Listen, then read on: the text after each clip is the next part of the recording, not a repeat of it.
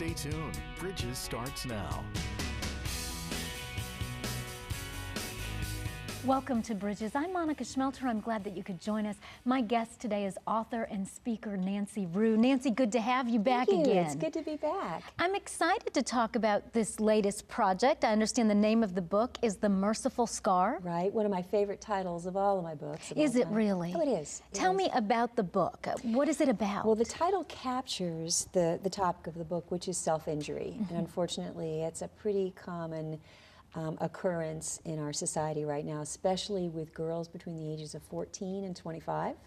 And it's something that doesn't necessarily go away as girls get older. And it is basically this phenomenon of cutting yourself, burning yourself, somehow hurting yourself in order to release a lot of anger, depression, particularly pain. It's not a suicidal attempt. In fact, these girls don't want to die. They just don't want to live the way they're living anymore. So somehow, even though they're harming themselves and it's self-injury, it feels to them to be somehow therapeutic? Like it's... Oh yeah. A couple of different things happen according to what girls have told me. The girls who came forward and were wonderful enough to share their stories with me. First of all, it can be a release. They build up so much pain, so much agony about things that are going on, about self-hatred, even former abuse. All of that builds up and they have to release it somehow. And they're afraid to speak it. They haven't found their voice. They don't think there's anyone they can trust to talk to. So just letting that out, just watching for, unfortunately a little bit graphic, watching that blood come out is like a release. They almost get a rush of relief. It's almost like after you throw up, how you feel kind of shaky and sort of purged. The unfortunate thing about that is that it doesn't last. Right. And so they have to keep doing it again and again. And find more places that they can keep concealed. And so we're talking about here, we're talking about thighs, any place that they can cover up so that people won't know. Other girls say that they just feel so numb. They're so depressed. They're afraid of their lack of feeling. They can't cry, they can't express any anger. So if they hurt themselves physically, at least they can feel. You know, as I listen to you describe that, I have so many thoughts, it's hard to even form the next question. Because, you know, one would be about, well, why are these girls in all of this pain? But, you know, as a parent, you know, if your children, you know, your daughters or your sons, I mean, if they're going through this, I mean, I would want to rescue them. I wouldn't want this to be happening. Absolutely. And if they're covering up the places and moms and dads don't know.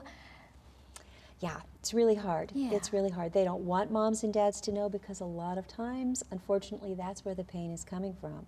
Whether it's outright abuse, physical abuse, sometimes it's girls being abused by dads, stepfathers, other members of the family, and they're afraid to tell their moms. They're afraid to let this out. They've been threatened. Or it's past abuse. It's done, it's over, and they have all of that shame and all of that guilt, which is a whole other subject. Sometimes it's neglect. Even a sort of benign neglect. Parents are busy. They don't realize that this girl is suffering from depression, that she's anxious about a lot of things. A lot of times, the same girls who are anorexic and suffer from eating disorders are the same ones who cut, who self-injure. There is a certain amount of control that's involved. And for some girls, there's the fear of, don't take this away from me. This is the only thing I have that gives me any relief. And it is like a drug. It is an addiction. And so it's something in some way for them to be in control of. Right. This is what they do. So let's talk about it for a moment from the girl's perspective. As I understand for the book, The Merciful Scar, you interviewed a lot of people. I did. And you talked with them about it. From the parent's perspective, I would think what you would want to do is get them better. Absolutely. I mean, so how do I get my child to stop this self-injury? Is that the right focus? Not really. Okay. Not really. And in fact, in the book, when our protagonist goes away to a sheep ranch, which I went and spent a week at a sheep ranch, what an amazing experience. All kinds of biblical, wonderful stuff going on there. There's a woman that runs the sheep ranch, and she takes in young women who are suffering from any kind of depressive, anxious kind of issue. And the first thing she says to Kirsten is, I'm not going to try to make you stop. I'm not going to make sure that there's nothing around that you can hurt yourself with like they did in the hospital. She says, what we're going to do is try to get to what's going on in there. Why is it that you want to injure yourself? And she works with her on listening to the voices that are in her head, telling her, you're worthless, you're a loser, you're not good enough, you're a disappointment. Let's listen to those voices and see where they're coming from, because the voice that you need to replace those with, of course, is the voice of God. Amen. Get still and hear that still, small voice. And so in the book, Kirsten has what she calls the nudnik, and I think we all have one. Nudnik is a Yiddish term for somebody that nags you. Don't be a nudnik. I mean, haven't you wanted to say that to your child, or maybe even your husband? You're just Absolutely. such a nudnik right now. Yeah. And there, she has this voice. It's kind of snarky, really kind of funny.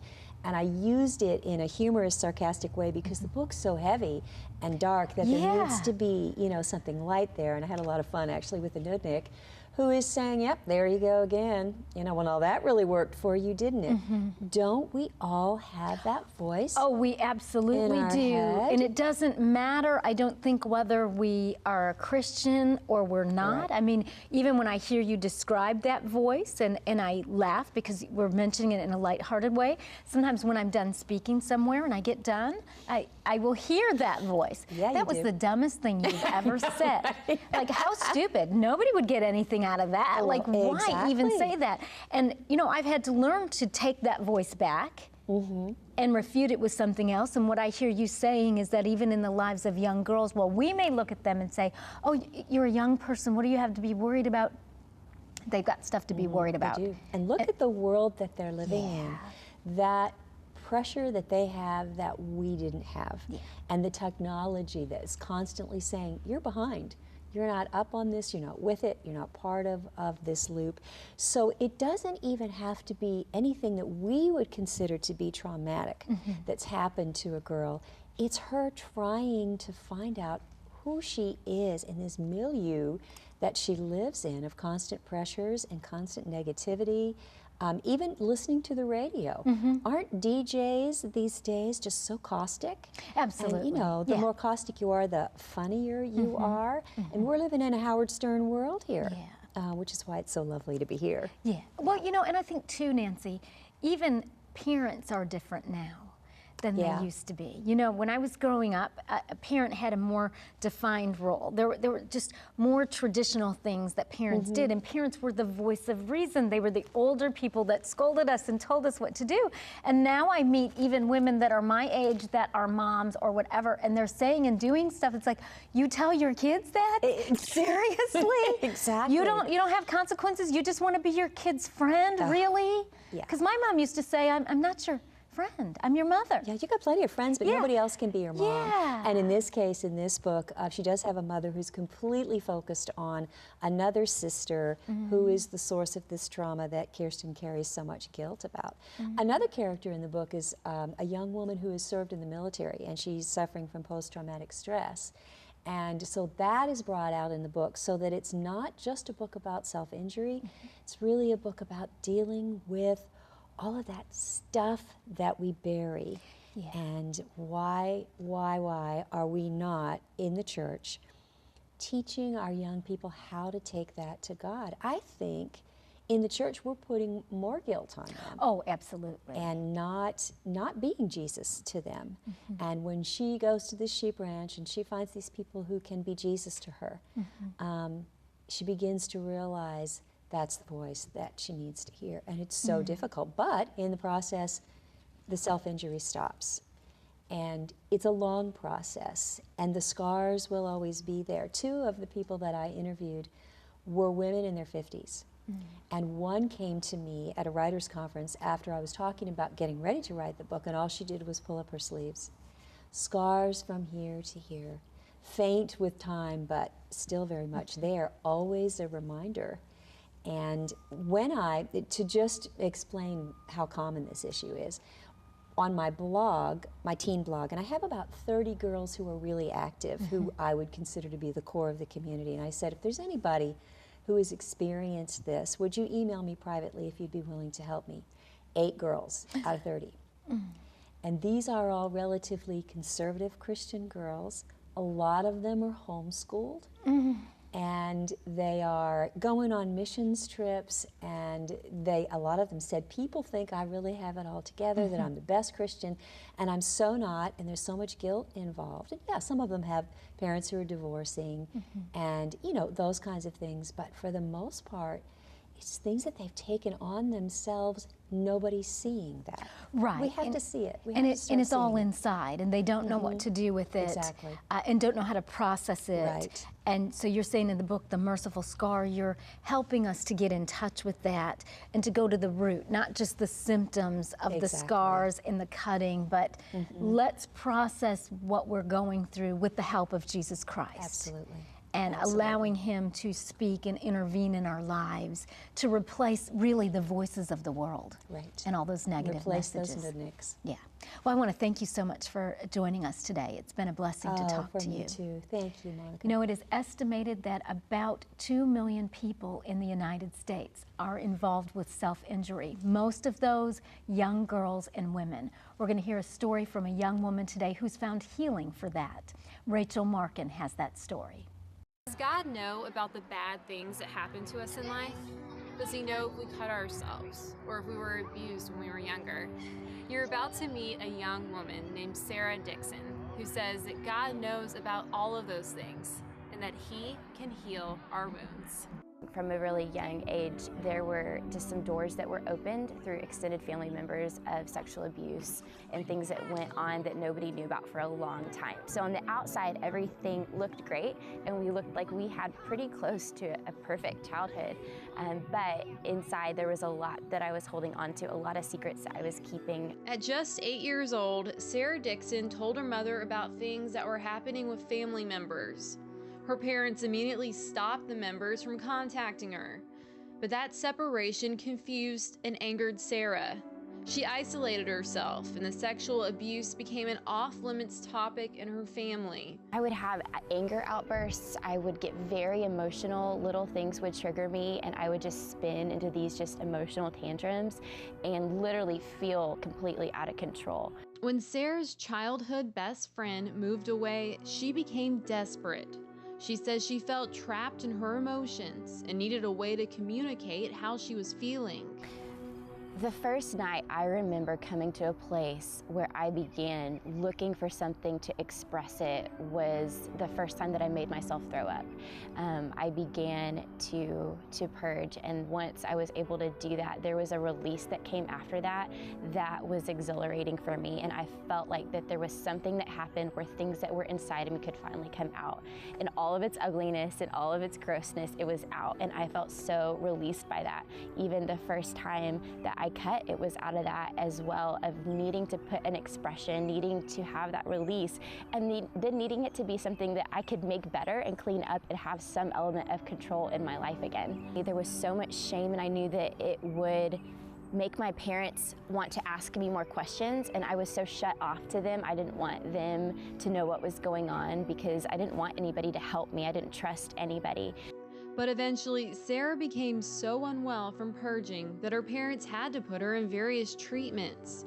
I was 20 when I got to a place where I had hit rock bottom. I had had a suicide attempt. My grandmother had found me, and it was very scary for the family. But once I was able to get out of the hospital and just ask some big questions of where do I go from here, I knew that I needed help and was desperate to find it for the first time in my life. I wanted to live, which was very different for me. I started asking the questions of, is there a purpose? Is there more? Is there a God who has a purpose for my life?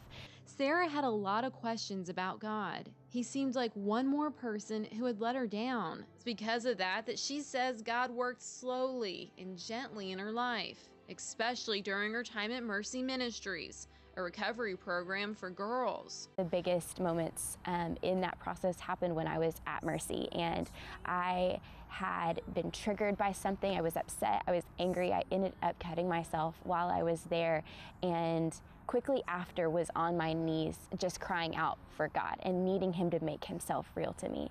In that moment, He spoke something to me from the book of Song of Solomon. And I didn't know it at the time, but he was speaking to me, rise up, it's over, like come away with me, you're beautiful, just these words of life and truth. And I'm hearing this and just like, what is going on?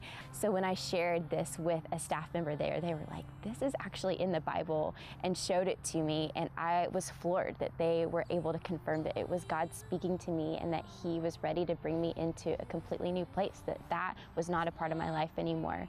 So over some scars on my arm, that's actually a Hebrew phrase that I got tattooed on my arm. Sarah graduated from the recovery program, and today she says her life is better than she could have ever imagined.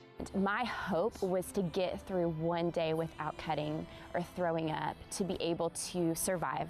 And I look at my life and I am blown away at the opportunities God has given me, not only to survive and overcome, but to pour out and give back. Now Sarah lovingly works as a nanny and volunteers with ministries to help free other children. She hopes they are able to trust God and to arise from their pain too. One of the biggest lies that I heard that kept me stuck in these cycles was that I had no voice and that I was alone.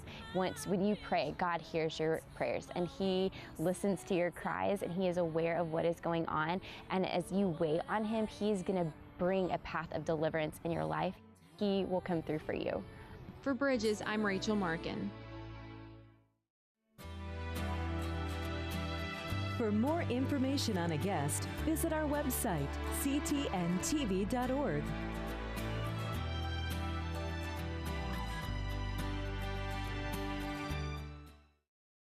Prayer changes things. If you need prayer, write to the address on the screen. Call 615-754-0039 or email prayer@ctntv.org. Well, we just took a look at Sarah Dixon's story, a story that started where she was abused as a little girl and then got involved in self-harm and finally is now at a place of wholeness and healing. And a part of that healing is due in part to her stay at Mercy Ministries. So joining me right now on Bridges is Cissy Etheridge. And Cissy, it's good to have you. Well, thank you. I'm glad to be here. And I understand that you work at Mercy Ministries, which is an outreach that helps girls. Yes, exactly. So I'd love to hear a little bit about that. As I watched Sarah's story, I saw how important Mercy was to her healing. I mean, this was a young lady that was self-harming, had some eating issues and cutting issues, and I'm sure her parents were out of their minds wanting to help. What does Mercy do to help girls? Well, Mercy, it's a nonprofit, Christian residential program that serves young women ages 13 to 28. They're dealing with life-controlling issues. It can be ranging from alcohol and drug addiction, unplanned pregnancy, eating disorders, self-harm, depression, abuse of all kinds. That can be sexual abuse, emotional, verbal abuse. That can be physical abuse, even including sex trafficking victims, all of those issues. And so Mercy, is a biblical counseling and teaching program, also giving, dealing with also giving life skills training and transitional care, preparing girls, young women after they even leave Mercy. And so it's offering, equipping them and counseling them and working through those issues while they're in the program. Yeah, so it's really like comprehensive care for a girl, for a young woman that's had some type of a life-controlling issue. Right. Now, Sarah's story that we saw, and something that I think, Cissy, that we hear so much about is the term self-harm. Yes. And a lot of people, a lot of you who are watching, you don't know what self-harm is. What is self-harm? It really is an epidemic. I mean, it's not even really just, specific to a socioeconomic class or a gender, race or anything like that. It's just really a broad spectrum. But for Mercy, of course we deal with young women, and what we see as self-harm is really self-inflicted wounds of any type. It's more known for cutting. And so there's various types of self-harm. There's where it's cutting with a sharp object. It can be burning the skin.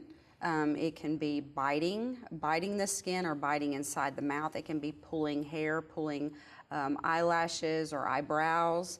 It can it can be picking scabs, trying to keep them from healing.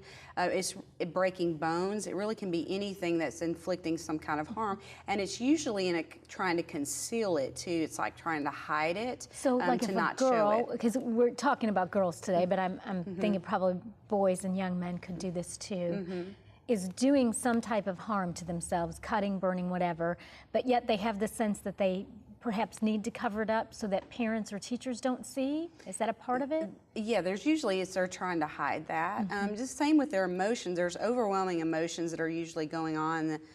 Sometimes it's anxiety or anger, or just trying to repress something that's going on at a deeper level. And so it's because they're not really talking about it or dealing with it, they're hiding it. Yeah. And so they literally hide it. Yeah. Like, they're physically hiding it by covering up with long sleeves. And so they're not really trying to reveal that they're hiding that they're dealing with the issue. And I would think, even Cissy, when you say that they're not talking about it, it's because some things are just so difficult in life. It's hard to talk about. We Yes. don't know where to start. We don't know if people will listen to us, if we'll be believed. And I would think, of course, the younger we are, the less experience we have with life, to know that it's okay to try to speak up and reach out and at least try to get help. So we've got, these girls that are suffering and self-harm, and you mentioned that it's an epidemic. Yes.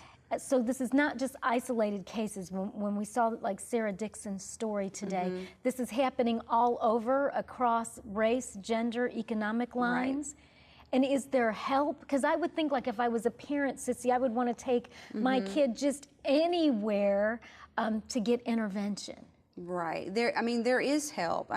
There are places like Mercy, of course, that deals with the issue, and I'm really grateful that there is a place like Mercy. Like specifically with Mercy, I'll just share a little bit about that, is that it is a free of charge program. What's great about Mercy is that it's free of charge, because Nancy Alcorn started the ministry in 1983. It's been around over 30 years. Free of charge, so that any young girl that came, young woman that came in the program knew it was that we weren't trying to make money off their problems. So many programs are trying, that do that. That 10% of what comes into the ministry goes into other ministries, and that any funding that comes into the ministry, we won't take any funding that causes us to compromise the message of Jesus Christ. So it is a Bible-centered place for girls to get help. And obviously, even though you're not charging, people are having to donate, because it's got to take a lot of money to run Mercy. Yes. It's just that you're able to open up your doors to girls and not charge them or their families. And so this is really a great place for someone to get help. If someone's like dealing with, for a parent or someone's support person that's dealing with, seeing that there's an issue, like whether it's their child or a young person in their home, or someone they see at their church or at school. Sometimes if they're withdrawn, because sometimes it may not be a self-harm issue, it could be other issues, but anytime you see someone withdrawn or not, that just seems isolated, you can also, sometimes they're going to show a little bit, because if they're cutting a lot, there's going to be at times some scars. Look wherever there's any visibility around the wrist. Like, for example, if parents or grandparents or aunts or uncles are watching, and if you look at a girl and you see that perhaps she's withdrawn or she's isolating herself, or maybe there are some cuts or some bruises or some burning, like, investigate. Just don't try to pretend like it's not happening, or think that this is just a phase and they'll get over it. Try to intervene. And if you see something, be willing to go talk to the young woman or the young man. And it's important to not act too shocked about it, because I've seen where parents do that thing where they don't relate and they just are going, what is going on, and just kind of freak out. And that doesn't open that door to talk, because they'll freak out back. They will go, okay, I can't talk to that. Right, and that's sometimes where, Cissy, parents need to go get help themselves, because I understand the wanting to freak out. This is your kid that you just love, that you'd give your life for. You just want to help. And part of it's that understanding, because a parent understanding why they're doing it. If they understand a little bit of why are they doing it? Because in that why, then they would be able to kind of have more compassion to what's going on. The why is usually, I'll share a little bit. The why is they're dealing with some overwhelming emotions and they're trying to express it. Like if they have anxiety or anger, they may be trying to cope with that. And so, other ways, or if they are numb to their emotions, like if they've been through abuse or and they're trying to deal with, like maybe they've gotten to where their emotions they don't feel, and so they cut to feel. It's a very strange thing to a lot of people, but for the person that's dealing with the issue, that it makes sense to them.